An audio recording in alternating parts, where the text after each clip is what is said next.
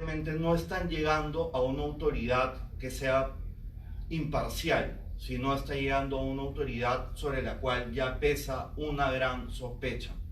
Y lamentablemente la manera de actuar de esta autoridad no ha en ningún sentido desmentido o calmado nuestras sospechas de fraude o de parcialización, sino que ha hecho exactamente lo contrario. Y acá ya entro un poco más en la parte legal técnica, digamos.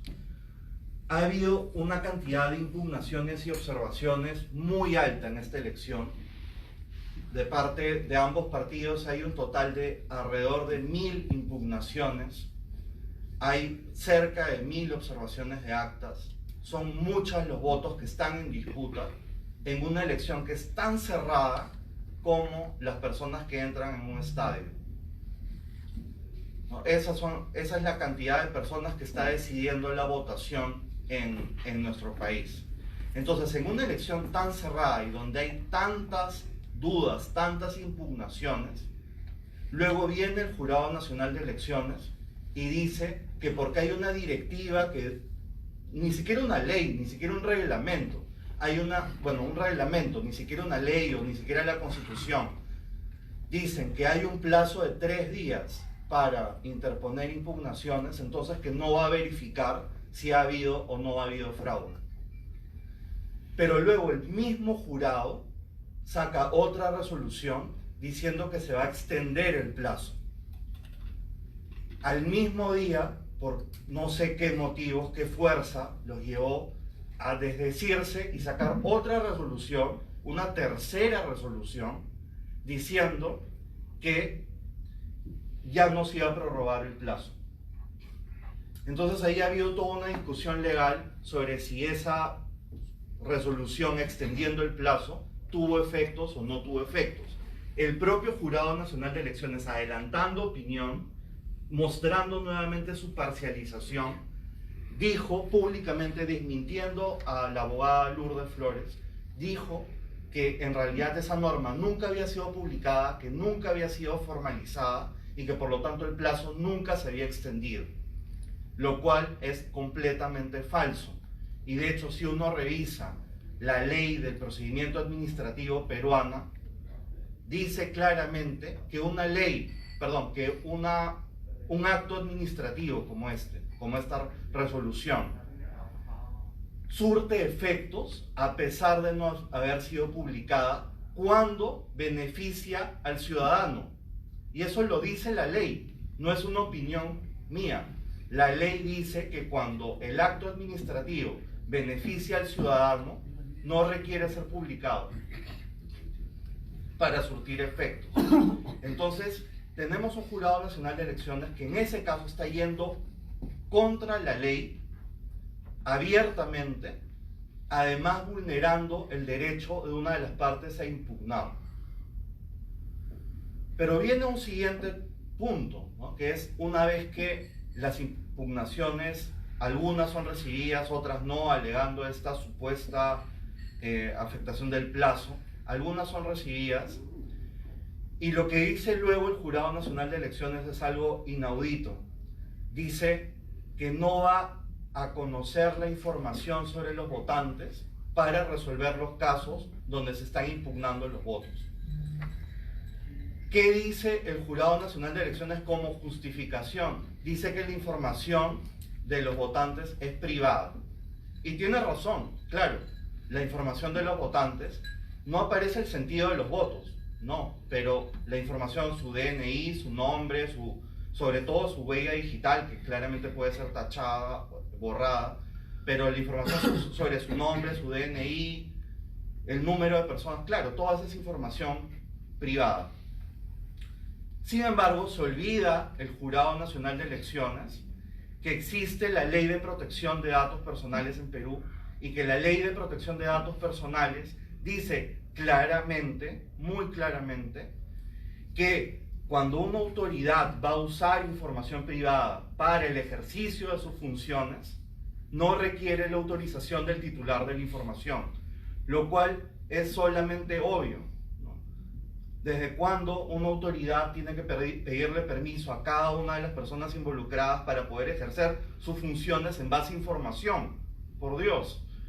Más aún teniendo en cuenta que el Jurado Nacional de Elecciones no es solamente una autoridad administrativa que puede aplicar esa norma, sino que además tiene facultades jurisdiccionales equivalentes al de una Corte Suprema o un Tribunal Constitucional. ¿Desde cuándo una Corte Suprema de un país, en este caso en temas electorales, podría escudarse en la privacidad de la información de alguien para no resolver un caso? Es decir, imagínense un caso de fraude bancario donde el juez diga no lo puedo ver porque existe el secreto bancario. Es algo tan inaudito que definitivamente muestra la parcialización del jurado.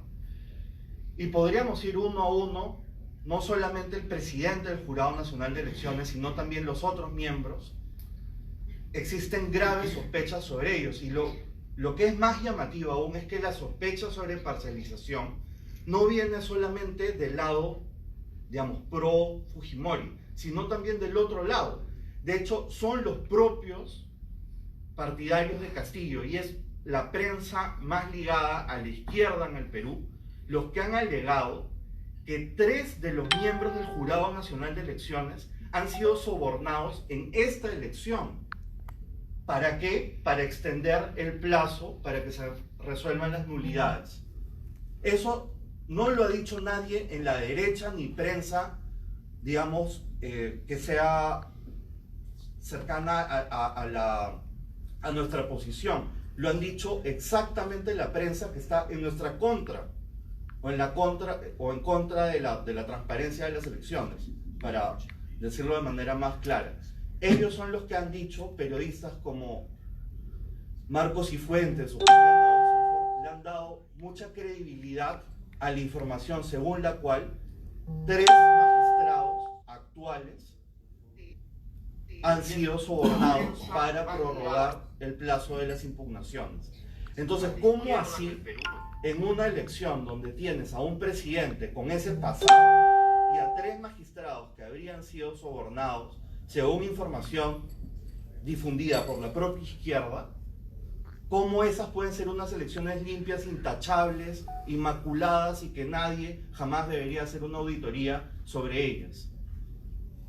¿No? Entonces, lo que tenemos más bien en Perú es que 65% de la población cree que ha habido fraude, y esto no se debe solamente a las irregularidades que han sido denunciadas, sino a la clara parcialización que tienen las autoridades actualmente y que no nos permiten saber lo único que queremos saber, al menos los peruanos que estamos preocupados por la democracia, que es que la voluntad de los electores realmente se manifieste y sepamos quién fue realmente quien ganó la elección pasada. Y esto, ya para terminar, no es un tema que interesa solamente a Fuerza Popular, no es un tema que interesa solamente a los que quisieran que gane la candidata Fujimori. Es un tema que interesa a todo el país, porque poder hacer una auditoría y poder hacer transparente efectivamente lo que pasó en las elecciones pasadas es algo que ayudaría a darle legitimidad a la elección, a darle legitimidad a nuestras instituciones y a, quizás con mucha suerte, poderle poner un coto a la agitada política peruana que, como comencé diciendo, ha sufrido varios golpes en los últimos años. De hecho, hoy día ya se están viendo inicios de una violencia injustificada en el país. Ya se está viendo discursos que llaman a la violencia, actos de violencia en la calle. Y esto, definitivamente, seamos de la orientación política de la que seamos, no le conviene a nadie en el país. Lo que queremos es que haya un resultado de elecciones justo, que podamos confiar en la independencia de las personas que analizan la votación, y que el presidente que sea elegido finalmente, proclamado, sea un presidente legítimo y que pueda gobernar. Muchas gracias. Muchas gracias, doctor Schumer. Cedo la palabra ahora a Nidia Vilches, que ha sido frustrada candidata a la presidencia del APRA porque el Jurado Nacional de Elecciones no la dejó. Daniel, muchas gracias. Yo no diría frustrada, porque sigo en el trabajo todavía político. Muchas gracias. Debo disculparme en llegar tarde a la conferencia. He estado atendiendo a una delegación de peruanos que justamente tiene la misma inquietud nuestra aquí en Estados Unidos. Primero, debo mencionarles, mi nombre es Nidia Vilches. He sido candidata electa por el Partido Aprista Peruano. El 21 de diciembre, que venció la fecha de inscripción de los partidos políticos, lo hicimos nosotros como todos los partidos políticos. Técnicamente, tecnológicamente, la pandemia hizo que el sistema parase a la medianoche y nuestros candidatos, según el Jurado Nacional de Elecciones, respuesta de la OEA. El día 23 de diciembre cursamos una carta a la OEA pidiendo su intervención justamente a la delegación de observadores. Nos respondieron con una gentil carta diplomática mencionando que nuestra queja y las pruebas que habíamos adjuntado correrían traslado al Jurado Nacional de Elecciones. Ese trasladar, aquí está el documento, la cartita que me envía con fecha 29 de diciembre. Luego, gentilmente, el doctor Almagro nos recibe vía Zoom el 13 de enero en una reunión donde expresamos y sustentamos claramente que nosotros teníamos la razón e incluso dos miembros del Jurado Nacional de Elecciones, de los 4, nos dieron la razón para continuar la inscripción de nuestras listas parlamentarias a nivel nacional. 24 jurisdicciones de las 27 no nos permitieron inscribir. Y como ha mencionado el doctor, el presidente del Jurado Nacional de Elecciones, haciendo uso de su doble voto, impidió la continuidad de la inscripción de nuestras listas parlamentarias. Esa razón nos impidió competir, sin embargo, no nos impide pedir justicia y he pedido que se nos dé la respuesta. ¿Qué dijo el jurado? ¿Y qué hizo la OEA desde el 23 de diciembre, donde presentamos nuestra queja? Lo único que hace la OEA es trasladar y ahí quedó. Y yo pido ahora respuesta. Después de trasladar, ¿qué? La OEA solamente observa, la OEA solamente hace informes. ¿Qué más hace la OEA? Como ex ministra de Estado, 2 veces ministra de Estado con el presidente Alan García, he trabajado políticas públicas sociales con la OEA, extraordinariamente. Pero en temas electorales no puede solamente observar y pedir informes. Tendría que asesorar mejor para que las cosas se hagan bien. Y lo que exigimos ahora es, puedan proclamar al señor Castillo, puedan proclamar a la señora Fujimori. El país viene de vivir una crisis política. No hemos tenido antes 4 presidentes de la República en un periodo de 5 años. Venimos de una crisis política profunda. Sumada a la pandemia, una crisis social, económica. Y ahora ponerle un manto de no transparencia en este proceso nos parecería realmente muy duro para con el Perú. Nosotros queremos tener un presidente de la República o una presidenta. Lo que el jurado proclame, pero con transparencia. Aquí no estamos a favor ni de uno ni de otro, porque tan peruanos son ellos como nosotros. Pero exigimos respeto al voto que ha hecho cada uno, que ha emitido cada uno. Ustedes aquí, los peruanos en el exterior, y los 25 millones de peruanos y peruanas que han sustentado su voto. Y finalmente, debo mencionar también que en esta conflictividad, quien salga proclamado, si sale en este contexto de duda, no va a tener posibilidad de gobernar bien. Por eso que hemos venido a hablar con la OEA. Si ellos pueden, técnicamente o políticamente como un organismo internacional, facilitar que esta reconciliación se pueda dar en el Perú. Porque lo que vamos a tener en la mente de los parlamentarios de los 130 que ahora asumirán en julio es, si no lo vacamos. O sea, quiere decir nuevamente en crisis política. Eso no lo vamos a permitir. Desde el partido aprista, salga quien salga, nosotros vamos a hacer oposición responsable. Pero en esa oposición responsable también garantizar gobernabilidad. Pero para eso no lo podemos hacer quienes estamos confrontados en esta circunstancia política. Necesitamos la intervención de organismos como la OEA, Naciones Unidas y todos aquellos que se acreditan como observadores. Pero no es un viaje de turismo que hacen los observadores.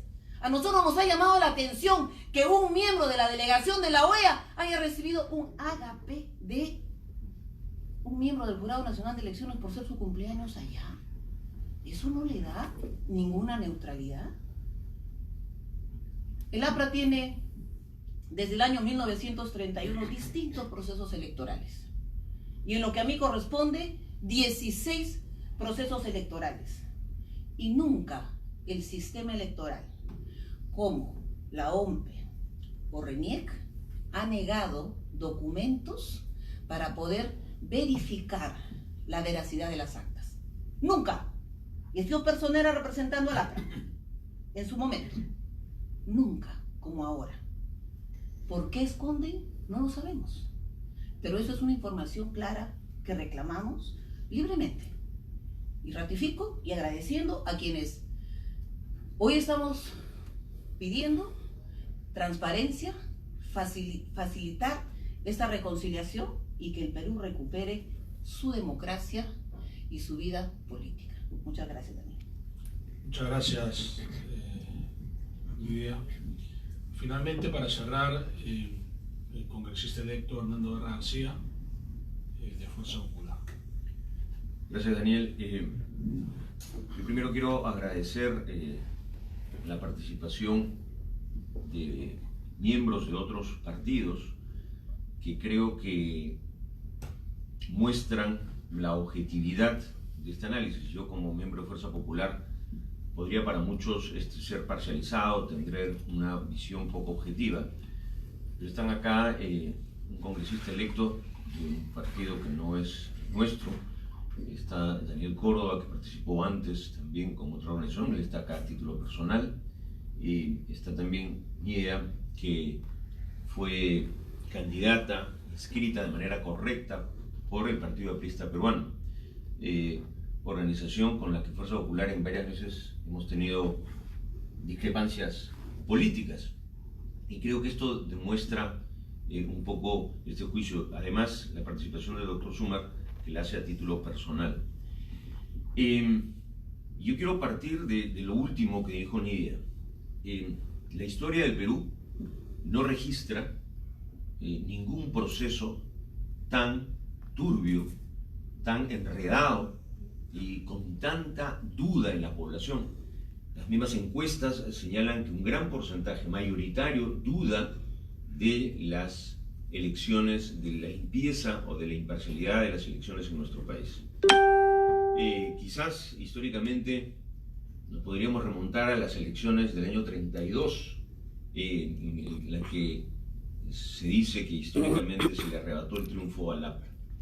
Que yo recuerde también y que haya revisado yo en la historia, no hay objeciones de este tipo. Cuestionamientos que no voy a reenumerar, pero que van desde la probidad del jurado, la composición del mismo, la no entrega de información, la poca transparencia, por ejemplo, la entrega de padrones que por la ley son públicos. Es decir, el organismo electoral en nuestro país, existen 3 organismos electorales: la RENIEC, la OMPE y el Jurado Nacional de Elecciones, que es el jurado final. La OMPE, que es la encargada de llevar a cabo adelante los procesos, se ha negado a entregar este padrón cuando no hay ningún temor y cuando hay una seguridad sobre cualquier proceso democrático. Deberían poder hacerse públicas estas informaciones. Lo segundo que quiero recalcar, que lo ha dicho también el congresista Montoya, es que nosotros no estamos acá de ninguna manera ni para cuestionar la institucionalidad de nuestro país y las instituciones de nuestro país, que respetaremos. Uno puede cuestionar los procesos, pero finalmente cuando hayan veredictos los respetaremos, y lo hemos señalado. Ni tampoco con ningún ánimo de subvertir ni de buscar que exista una ruptura del orden constitucional en nuestro país. Rechazamos absolutamente cualquier intervención militar que pueda insinuar a alguien en nuestro país, y ese no es nuestro ánimo, porque en muchos casos se encubre esto diciéndonos que somos golpistas, que estamos fomentando esto. De ninguna manera, nuestro espíritu democrático no lo permite. Las Fuerzas Armadas en nuestro país conocen perfectamente su rol y es tampoco nuestro ánimo, y quería señalarlo muy claramente. Luego se nos ha cuestionado por mencionar la palabra fraude. Y un fraude, las modalidades de fraude pueden ser muchas. No existe, cuando uno menciona fraude, no necesariamente existe una acusación contra las instituciones. Se asocia muchas veces el fraude con un fraude perpetrado desde las instituciones, desde los gobiernos, pero un fraude es cualquier acto que altere la votación y el espíritu de la votación. Sustraer un voto, alterar en mesa un acta, poner una firma falsa, ya constituye un acto de fraude. Si esto se repite, y si uno tiene la presunción de que se repite, estaríamos hablando de un fraude más extendido y sistemático. Pero el fraude no es necesariamente una acusación a los órganos electorales. Nosotros tenemos no solamente las sospechas, sino las pruebas de esto. Pruebas que les podemos alcanzar después, que van desde pruebas grafotécnicas, hechas en las actas, participación de familiares, y están las actas de nacimiento para contrastar esto, de familiares que no pueden por la ley electoral peruana participar siendo miembros de mesa en las mesas donde existen familiares directos. También tenemos las pruebas y se las vamos a alcanzar. Y también existe estas irregularidades o estas anomalías estadísticas que sin lugar a dudas debieran hacer que cualquier juez en cualquier parte del mundo decida de modo propio, de motu propio, detenerse y decir vamos a mirar acá. Ya lo explicaba el doctor Sumer, el jurado no necesita ninguna norma para actuar de oficio. Un juez probo, mirando y sospechando algo, o sin sospechar, teniendo alguna mínima duda razonable, debería decir, voy a detenerme y quiero mirar las actas, quiero mirar las firmas, quiero mirar estas mesas. A eso es a lo que se niega el Jurado Nacional de Elecciones, a actuar como jueces. Un juez no dicta solamente en base a las normas. El derecho positivo es uno, pero existe un derecho que va mucho más allá, que es la justicia que debe dar cualquier juez desde su acto de conciencia. Es más, la jurisdicción electoral le pide a los jueces que actúen de conciencia, más que como normas. Y actuar de conciencia es decir, señores de la OMPE, alcáncenos ustedes el padrón para poder ver y cotejar. Es a esto a lo que se niega nuestro Jurado Nacional de Elecciones, además de los otros cuestionamientos que se han hecho. Y es a esto a lo que se niega el jefe de la Organización Nacional de Procesos Electorales, a entregar el padrón. Es decir, de ambos lados se le niega a los partidos que así lo piden, a los ciudadanos que así lo exigen, salir de esta duda, que por lo demás puede ser razonable cuando tenemos una elección tan estrecha. Yo podría entender que si el proceso fuera pues de márgenes enormes, de 2, 3, 4%, no hay duda de que hubiese un ganador. Pero cuando estamos hablando de menos de 45.000 votos, como ha hecho el doctor Sumer, el equivalente a un estadio pequeño de fútbol, estamos hablando que los jueces deberían, por tranquilidad de sus conciencias y por tranquilidad de la democracia en nuestro país, detenerse y mirar. No pedimos más que eso. No pedimos anulación de elecciones. No pedimos ningún quiebre constitucional. No pedimos que se declare a Keiko Fujimori ganadora. Lo único que pedimos es que se transparenten los procesos y se puedan ver. Por último, estamos acá porque hemos decidido visitar aquí a la OEA, organismo con el cual yo tuve una reunión a los 2 o 3 días después de la elección, con la misión de observadores, a la que les hice llegar estas objeciones, a la que también les señalamos que el jurado no nos estaba dando el plazo suficiente debido a una interpretación errónea de los horarios. Ellos tomaron nota. Este último punto les sorprendió porque el Jurado Nacional de Elecciones cerró el proceso de entrega de actas a las 8 de la noche, cuando la ley dice que es a los 3 días, no especifica hora. Y la verdad que estar en un tema de discusión de horas por un proceso tan importante es muy sorprendente. La ley dice claramente son 3 días, y los días aquí y en cualquier parte del mundo terminan a las 11:59, no a las 8 de la noche. El jurado inicialmente respetó esto, dijo sí, vamos a ponerlo hacia esa hora, y luego en una decisión en la que ellos mismos retroceden, vuelve a plantear el tiempo hacia las 8 de la noche. Y planteado esto en estas reuniones, en esta reunión que se tuvo, tuvimos 2 reuniones con la OEA. Lo que quiero señalar es que esto se lo hemos dicho a la OEA. La OEA mantuvo su informe en el que señalan que no ha habido ninguna objeción. La objeción la pusimos nosotros, en una reunión en la que ellos tomaron nota. Y en una reunión en la que uno de los observadores dijo, exactamente, esta es una elección complicada porque hay un margen estrecho. Y donde usó esta metáfora, que voy a repetir. Las elecciones donde hay un ganador claro se ven con telescopio. Pero las elecciones donde los márgenes son tan estrechos como estos se deben de analizar con microscopio. Y estoy aquí buscando saber cuál es el microscopio que utilizará la OEA, cuál es el que ha utilizado, cuál es el que ha decidido usar para poder no declarar un ganador.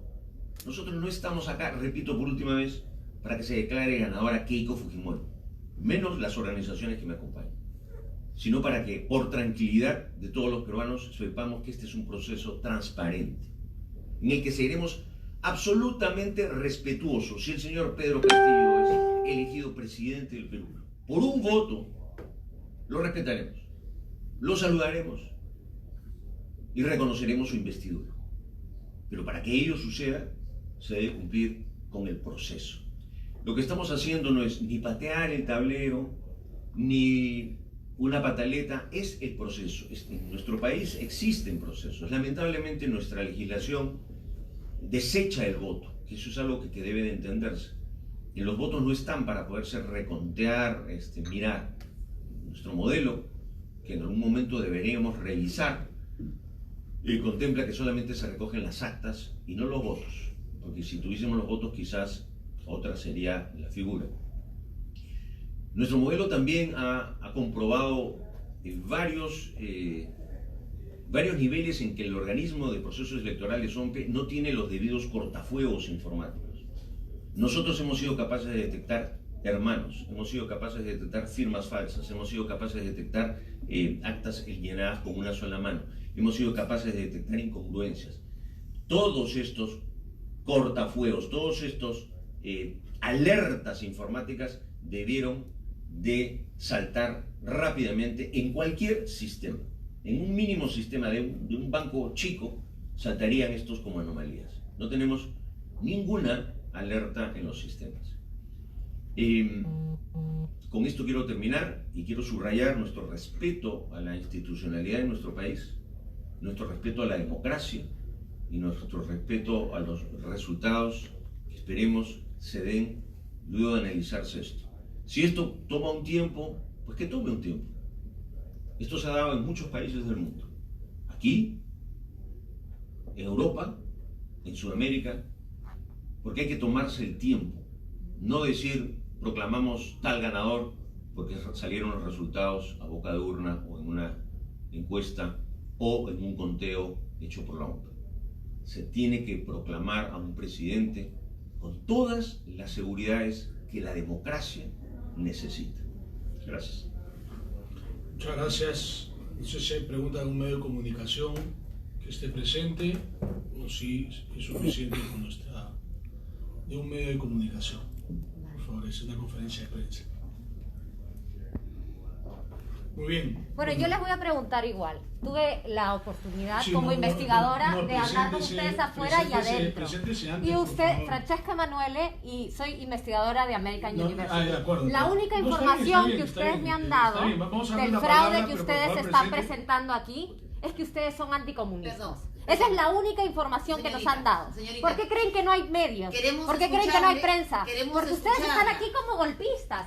Y yo como investigadora y politóloga les he traído su etiqueta porque todos ustedes son golpistas. Por eso es que la prensa no está aquí. Porque ustedes son vistos internacionalmente como golpistas. Y me parece estupendo. Asúmanse como golpistas. Hemos tenido la presencia de una Muchísimas gracias. Señorita Rafaela, yo tengo su foto frente a la OEA protestando por el señor Castillo. No, protestando La contra tengo ustedes aquí. golpistas. Entonces usted no es imparcial. Gracias. Muchas gracias, señorita del Perú Libre, por haber venido a golpistas. Yo no soy de visitarnos. Perú Libre. Yo soy una investigadora, una Se la voy politóloga a y poner una en las socióloga. La etiqueta de ustedes, asúmanse, es golpistas. Y ahí les he traído Voy a su poner tu rápido. foto en la Les he Muchas traído gracias. su Siempre foto. Sendero Luminoso tiene aliados internacionales. Pongan Gracias. las fotos.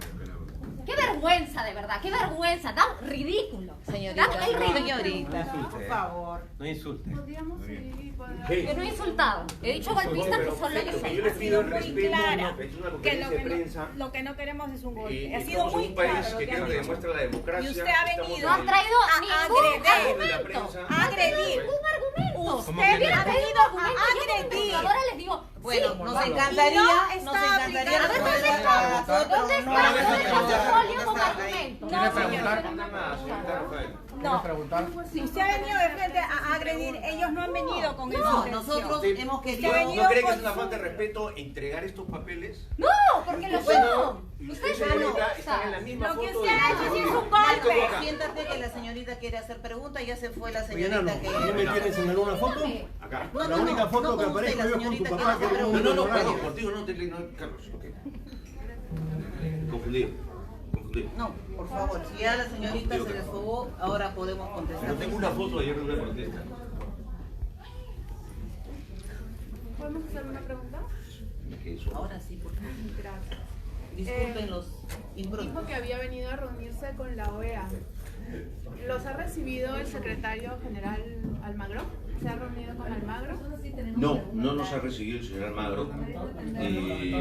Hoy día vamos a hacer una entrega de una carta, nos ha recibido la misión y nos han señalado de que van a recibir la carta en la que hemos pedido. Nosotros hemos pedido la reunión del señor Almagro en reiteradas oportunidades.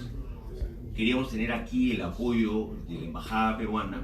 Lamentablemente nuestro embajador en la OEA, en Washington, ha sido retirado por el gobierno del señor Sagasti de manera sorpresiva. Él se jubilaba ya en agosto, entonces tampoco tenemos una forma de intermediar. Bueno, muchas gracias. Yo quiero decir que la persona que ha causado este muy poco democrático altercado se presentó como una investigadora de American University. Estuvimos charlando con ella muy cordialmente al comienzo y bueno, ahora se transformó en otra persona. Es lamentable que digamos, la izquierda tiene este tipo de comportamientos. Hay una investigadora de George Mason University que sí vamos a cederle el uso de la palabra. Gracias. Yo tenía una pregunta para el congresista Ya electo. se fue a un conference call, Montoya. mil disculpas. No, pero ahí está tomando un Ah, ya, cafecito. tenemos un Si él conference puede call. ya. regresar. Porque entiendo que él podría, si no se llega. Sí, vamos a seguir con George Mason University y con eso terminamos. Estaban llamando para otro. Sí. Con eso terminamos nomás porque lamentablemente han venido militantes de Perú Libre y me parece un poco ético, pero bueno, no es lo que nos caracteriza. Yo entiendo de que si no se llegase a proclamar un presidente hasta el 28 de julio, la persona que es presidente del Congreso se convierte en el presidente electo. Y lo que entiendo es que eso sería usted congresista electo Montoya, ¿no es cierto? No, el presidente del Congreso se designa entre todos los congresistas. Se busca una alianza, se hace una votación, se hace una lista y ahí se nombra el presidente. Pero podría ser usted. Podría ser yo o cualquiera de los 130. Porque usted es el congresista segundo más votado, ¿no es cierto? Soy el más votado, pero eso no tiene ninguna implicancia en la elección del presidente del Congreso. Se tiene que hacer una lista si se concursa, por votación se decide. Lo que es el congresista más votado conforma la Junta de Portavoces y son ellos los que luego convocan al Congreso y el Congreso puede elegir a un congresista que tenga poquísima votación también. Se presentan las listas de la Junta Directiva. De llegar a ese escenario, de ser usted electo presidente de la mesa directiva y de ser entonces presidente interino, ¿qué pasos tomaría para resolver esa situación? ¿Usted convocaría nuevas elecciones? ¿Eso sería posible en el marco constitucional del Perú? Esa sería una posibilidad negada porque no vamos a llegar a esa situación. El cronograma electoral tiene sus plazos y se debe terminar en las fechas y en esa fecha va a hacerse la proclamación, o sea, no vamos a llegar a esa situación. Y esa fecha tiene que ser antes del 24 de julio y tenemos más de un mes por delante todavía. Entonces no se va a llegar a esa situación. Es una situación hipotética que los analistas políticos siempre juegan con todos los escenarios posibles, pero no sería lo más deseable tampoco. Claro. Tengo una segunda pregunta para el excongresista electo también, ¿no? Guerra García. Sí. Usted dijo que ningún proceso electoral ha sido tan dudoso en la historia peruana, tal vez el de 1932. Pero las elecciones en 2000 fueron declarados fraudulentos, tanto por la OEA como por los mismos Estados Unidos. Y el Departamento de Estados Unidos ha declarado que las elecciones que acaban de suceder fueron un modelo de democracia y felicitaron a las instituciones electorales en ese sentido. Entonces yo quisiera preguntarle su reflexión sobre esas declaraciones. Gracias. Bueno, el Departamento de Estado de los Estados Unidos también señaló que las elecciones en las que eligieron al señor Chávez fueron perfectas, ¿no? Yo sigo reiterando que estas son las elecciones con más objeciones. Es cierto que las elecciones que usted ha mencionado también fueron cuestionadas, también tuvieron muchos indicios que fueron señalados, igual que la elección del año 32 en la que se le quitó al APRA la posibilidad de gobernar. Yo con lo que he dicho no estoy diciendo que lo otro no ocurrió, pero no hemos tenido elecciones en las que hayan habido tantas, empezando por el Jurado Nacional de Elecciones. El Jurado Nacional de Elecciones se ha desdicho, ha tenido una renuncia. Quien ha renunciado es el representante de la Fiscalía. El Jurado Nacional de Elecciones nombra, es un jurado conformado por varios representantes. Es el representante de la entidad dedicada a señalar dónde está el delito. Y ha renunciado señalando que hay irregularidades que prácticamente configuran delito. El representante de la Fiscalía de la Nación. Es como si un miembro del jurado de la Corte Suprema de los Estados Unidos renuncie acusando a los otros miembros. Es así de grave. Es así de grave. Una pregunta. Mi nombre es Susana Cárdenas, soy ciudadana peruana, así que les hago la pregunta independientemente, así como ustedes hablaron también independientemente. Mi primera pregunta es, ¿quiénes representan ustedes? O sea, se ve una pluralidad entre congresistas, un decano universitario, una candidata, pero para tener claridad me gustaría saber quiénes representan ustedes. Los cargos que han presentado son bastante graves, entonces me gustaría saber qué tipo de causa se le ha dado a esta presentación de reclamos en el gobierno peruano, siendo que estamos en el extranjero, estamos a una cuadra de la Casa Blanca, a una cuadra de la OEA, y cuál ha sido el rol de la representación peruana y de la embajada en su misión. Nosotros venimos, yo represento a mis electores, el señor Montoya a sus electores, la señora Yo represento al partido aprista, con 97 años de funcionamiento y vengo empoderada también por ellos. y a Fuerza Popular, yo, o sea, mis electores.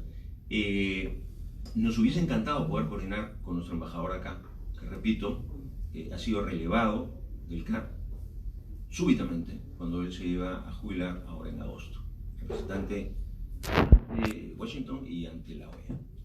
¿Eso significa que el gobierno peruano está al tanto de su misión en Washington? Bueno, nuestra misión es pública, por supuesto que están al tanto. Yo creo que están bien al tanto. No necesitamos autorización, No, claro. Estamos como partidos políticos solicitando el informe que tiene que hacer la OEA, y como el Perú es miembro de la OEA, hemos venido en esa misión, ¿cierto? Y como es público en los medios de comunicación, tiene conocimiento de nuestra presencia aquí en Estados Unidos. Gracias. Permítame hacerle otra pregunta. Yo he escuchado varios cargos, algunos que son, digamos, como legales, técnicos, que tienen que ver con las impugnaciones, cómo se manejan las actas, el peritaje que se hace de las firmas, de las huellas digitales, etc. Y he escuchado otra, digamos, son como dos diferentes tipos de cargos. Otros tienen que ver con la imposibilidad estadística, los cambios súbitos entre primera y segunda vuelta, las encuestas a boca de urna, ese tipo de cosas que para su audiencia suenan un poquito más especulativas. Y cuando uno combina esas dos cosas, mi pregunta es, ¿cuál sería para ustedes un cauce aceptable de esta, digamos, investigación de estos cargos? En algún momento usted, congresista Guerra García, dijo que si se ganara por un voto, una candidatura ganara por un voto, que esa la respetarían. En el 2016 la diferencia fue de 0.24-25%, y la diferencia fue de más o menos 40.000 votos, como se reportó en la prensa en el 2016 cuando ganó PPK a Fujimori. Entonces mi pregunta en concreto es, ¿cuáles serían los pasos que ustedes aceptarían, constituirían una legítima revisión del proceso electoral, y qué cosas estarían dispuestos a hacer con esa proclamación de ese, digamos, desenlace? Fíjense, lo que tratamos de explicar es la complejidad del proceso y cómo con una muestra tan pequeña se quiere decir que está bien. Son 87.000 mesas de sufragios que existen, 87.000 mesas, y se han revisado 300. O sea, la muestra de que el proceso está bien es un muestreo de 300 mesas. En los lugares donde se han revisado esas mesas todo ha estado perfecto, claro que ha estado perfecto, porque las personas que han intervenido en otro tipo de acciones, que no tenemos las pruebas, porque no las tenemos, pero sí tenemos el conocimiento que se han presentado, de coacción a la población para que voten por un partido determinado, son en pueblitos pequeños, donde todos se conocen, y donde el partido ha obligado a ciertas personas a hacer votaciones en un sentido, porque si no, los amenazaba, y todo el pueblito ha votado en ese sentido. De eso se ha presentado en varios sitios del país, no en uno solo, en varios sitios. Y sobre 300 estamos juzgando todo el proceso. Entonces lo que hemos dicho es, hay una suma de irregularidades. Yo nunca he mencionado la palabra fraude en mis declaraciones, pueden revisarlas todas. Una suma de irregularidades que llevan a desconfiar del sistema. A la población le llega a desconfiar del sistema. Sin embargo, dicen que está bien. Entonces, si dicen que está bien y no hay ningún problema, déjense que se haga una auditoría para que confirmen que eso está bien. Y con eso se tranquiliza a la población. Lo que nos interesa es tranquilizar a la población, no a nosotros. Ese es un tema general, no es un tema específico. Representamos acá a las diferentes tendencias que existen en el país. No hay una unidad de un solo partido, somos 20 partidos o más que existen. Y venimos porque todos tenemos esa inquietud. No es de una sola persona, es de más del 50% del país. 65% del país piensa que las elecciones han sido fraudulentas, con esas palabras, en la última encuesta que se ha hecho. Entonces quiere decir que hay algo, y si hay algo, investiguemos pues para saber qué pasa. Ese realmente es el fondo del tema. Una pregunta. Liliana Bringas, de América Noticias. Bueno, en conclusión, quisiera saber si tengo una buena conclusión según lo que he conversado un poco con ustedes. Ustedes presentaron el reclamo, quieren la auditoría para Perú, pero la OEA está en desacuerdo, ¿sí? Ellos han dicho de que el proceso ha sido transparente. ¿Ellos creen que puedan cambiar de posición? ¿Van a acceder? No están en desacuerdo. No estamos en contraposición con lo de la OEA. Ellos en el muestreo que han hecho han encontrado que no hay errores. Es un muestreo, les estoy explicando el volumen de lo que estamos hablando. 300 versus 87.000. O sea, no significa que las otras estén perfectas. La probabilidad de error es alta. Ahora, si estamos hablando de eso. Sí, claro. Adicionalmente, cuando nosotros tuvimos la reunión con la OEA de Lima, ellos nos dijeron que habían culminado ya la misión, estaban haciendo su informe preliminar. Luego esta misión se ha extendido varias veces, y lo último la información que tenemos es que la misión sigue extendida, razón por la cual el señor Almagro nos señala que no nos puede recibir. Es decir, él no nos puede recibir porque hay una misión todavía en marcha. La segunda parte de esta misión que se podría dar y que la podría hacer la misión de motu propio es hacer un análisis jurídico, ya no estadístico. En Lima nos dijeron, podríamos nosotros enviar también a nuestros expertos jurídicos para analizar ese tema. Eso no se ha dado, no lo han señalado y se han adelantado a indicar que las elecciones son totalmente transparentes, sabiendo y conociendo nuestras objeciones, habiéndonos dicho que puede haber una segunda parte jurídica y no pudiendo nosotros conversar con el señor Almagro porque la misión sigue en marcha. Por eso es que nosotros acá estamos haciendo también un gesto público de llamar la atención sobre este proceso, que no nos hace ni golpistas, ni nos hacen merecedores de ninguna acusación, como lo hizo la señorita que estuvo ayer protestando en el frontis de la OEA a favor de Pedro Castillo. Señorita Bringas, yo complemento, perdóneme por favor. Este es el informe preliminar de la OEA. No contempla la documentación ni los hechos posteriores a la segunda vuelta. Y cuando nosotros solicitamos el informe final, será después de todos los acontecimientos. Lo que queremos es una acción más activa de la OEA. No solo haber recogido o que sus observadores hayan estado en la zona urbana. De donde se han producido estos hechos son en la zona rural, donde obviamente, humanamente no es posible que estén en todas las más de 80.000 mesas, pero ha ocurrido. Gracias.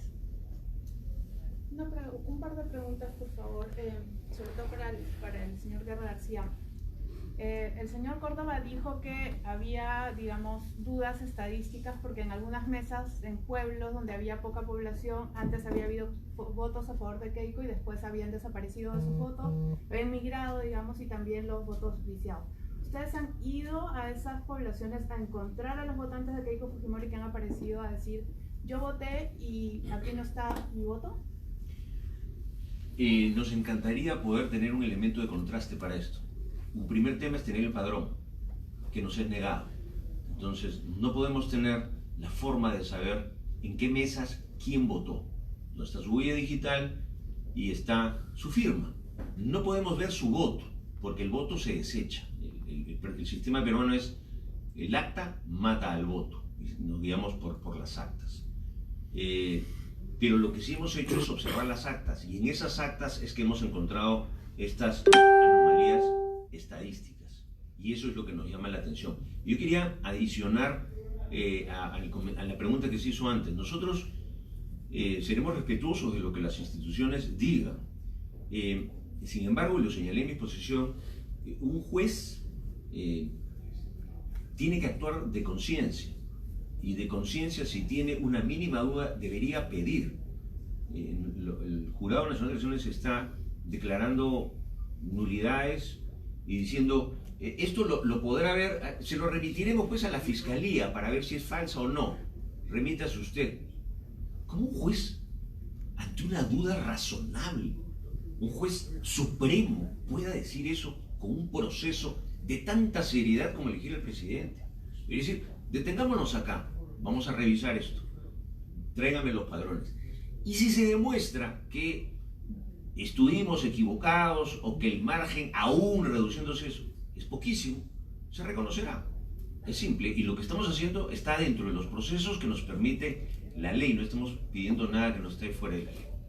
Mi segunda pregunta era sobre su visita a Washington. Quería saber si se habían reunido con miembros del gobierno de los Estados Unidos en el Departamento de Estado o en el Congreso y cómo había sido su respuesta.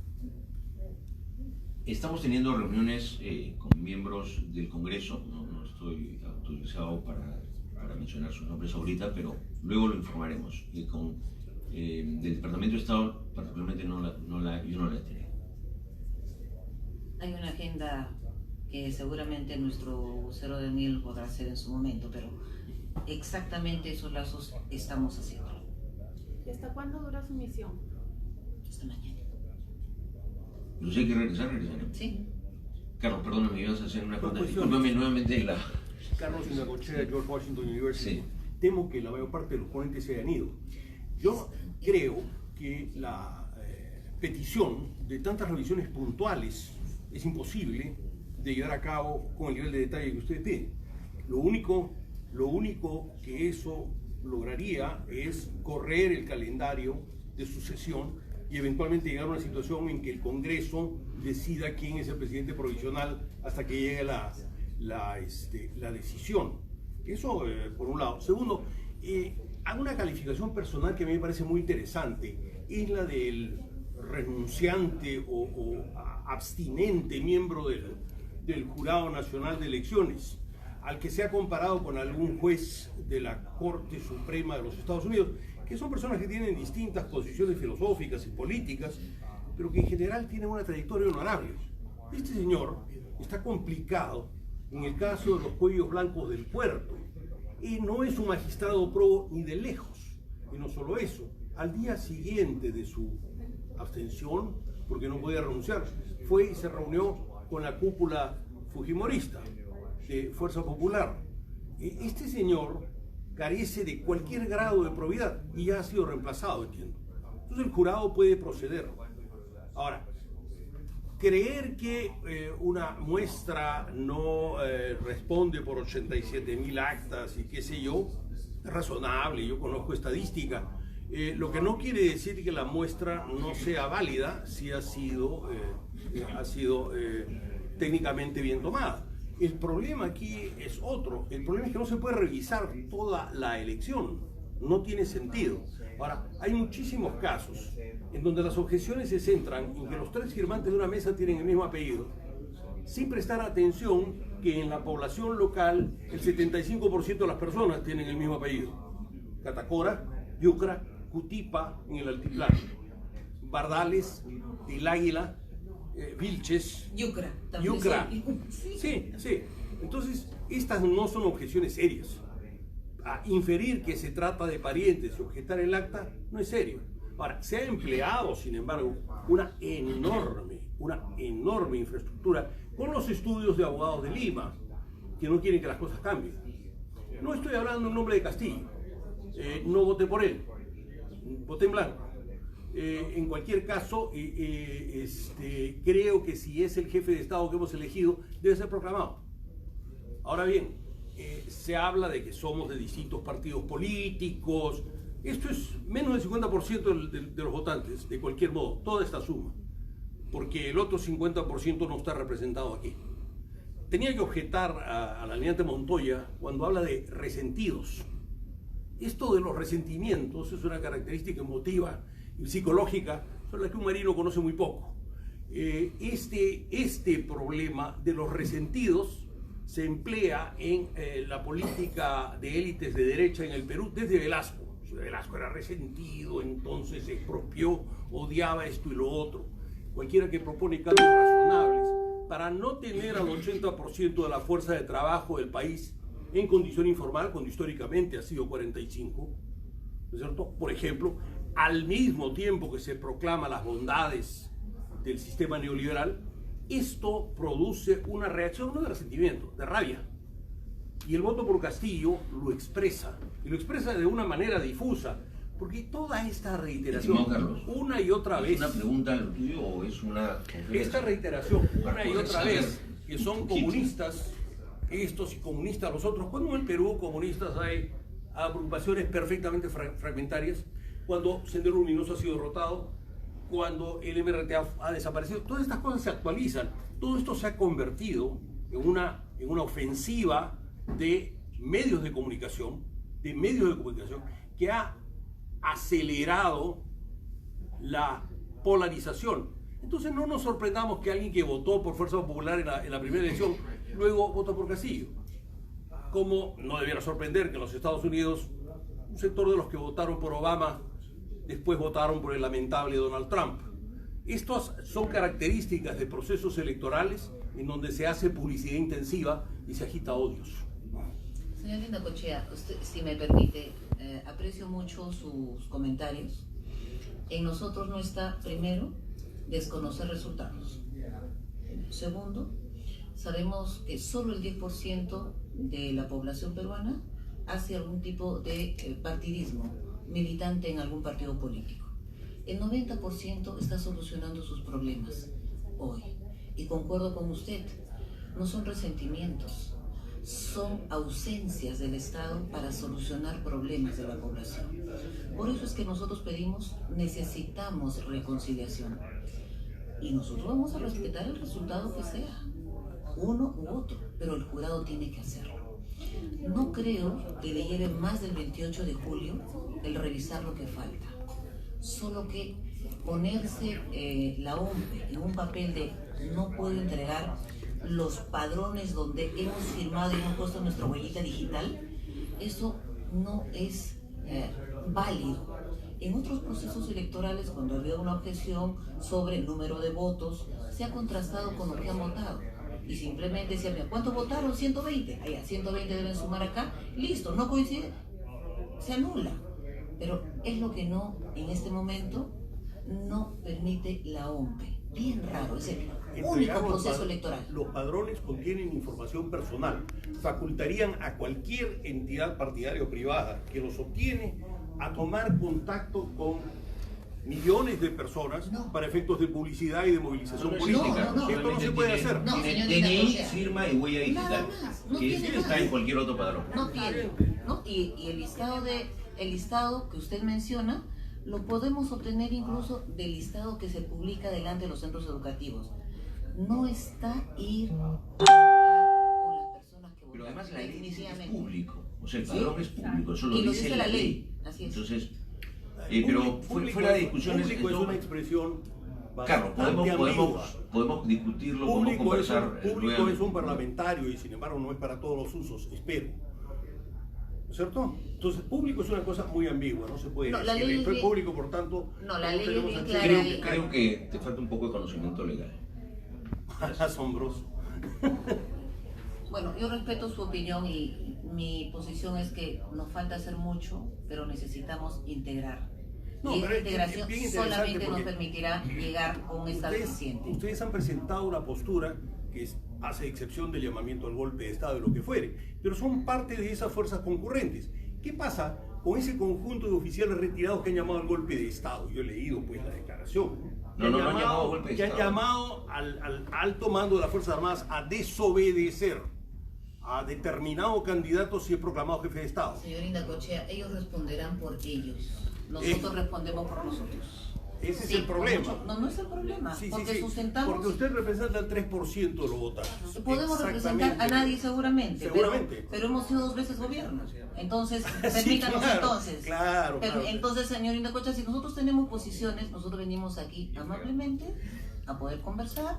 Seguramente tenemos que discrepar, lo podemos hacer. Sí. Pero hoy es tiempo de unidad y lo convoco usted también. Creo que es tiempo de unidad cuando se proclame el jefe de Estado y entonces... Por supuesto, por supuesto, indudablemente. Muy amable. Gracias. Yo tenía una pregunta, no sé si... Aquí estoy. Sí, mi nombre es Erika Quintero. Qué gusto, Erika. Ha salido un nuevo estudio de un profesor de Michigan, de la Universidad de Michigan, en la que dice que no ha habido fraude. El mismo profesor hizo los estudios para las elecciones de Bolivia y las elecciones de Austria, en donde según él hubo fraude. No sé si han tenido tiempo de revisar esto y cuál es lo que piensan. No lo he leído, no tengo conocimiento, pero me encantaría leerlo. Ciertamente las investigaciones ayudan a mejorar y que no se repitan los errores. Gracias. Bueno, ya no hay nadie. Así es. La han dejado sola. Me han dejado sola. Gracias. Gracias. No, gracias.